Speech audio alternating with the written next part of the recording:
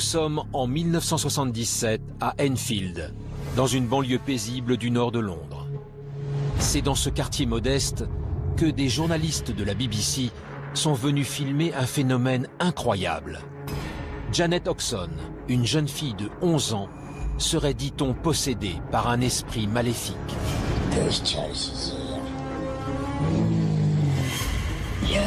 Si tous les médias, jusqu'à la BBC, s'intéressent à l'étrange histoire de la famille Oxon, c'est que depuis quelques semaines, leur maison du 284 Green Street est secouée par l'une des affaires paranormales les plus terrifiantes de ces 40 dernières années.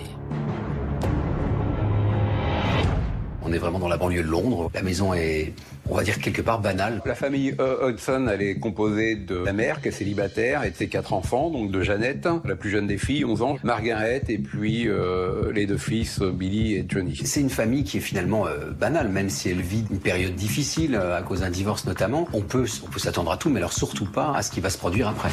Comment toute cette étrange histoire a-t-elle commencé? Nous sommes le 31 août 1977.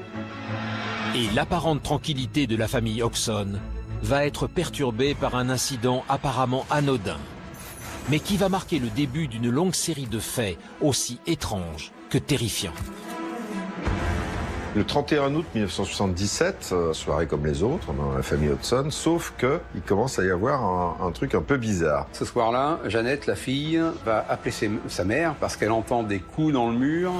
Apparemment, le lit, son frère tremble. La mère pense que sa fille lui dit n'importe quoi ou alors lui fait une farce. Mais dès le lendemain soir, Peggy Oxon va devoir se rendre à l'évidence. Ces 2 filles sont la proie de phénomènes inquiétants.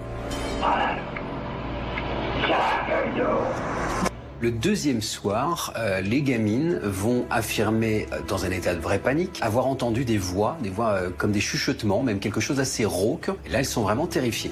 Elles appellent évidemment leur mère, et là, leur mère va leur dire « Non, il ne se passe rien, calmez-vous, c'est un cauchemar ».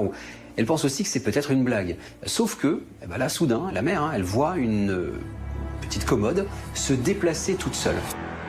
Elle va replacer la commode va se redéplacer une nouvelle fois, plusieurs fois ainsi, et il y a un moment donné, il lui sera impossible de bouger cette commode. Là, elle va comprendre que c'est pas les filles qui rigolent, qu'il y a une vraie raison d'avoir peur, mais elles vont essayer de rationaliser les choses. Elles vont pas tout de suite monter en panique, mais la peur s'installe. Car très vite, la modeste maison du 284 Green Street va devenir le théâtre d'événements inquiétants et totalement surnaturel.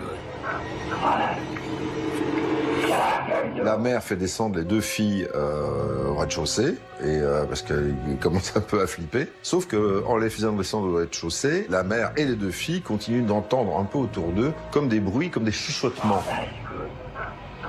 Donc la mère, Peggy Hodgson, commence à se demander s'il ne s'agit pas d'un cambrioleur, en fait. Elle va demander de l'aide à ses voisins, la famille Nottingham. Vite, le mari va aller jeter un œil dans la maison. Il va entendre des coups frapper dans le mur.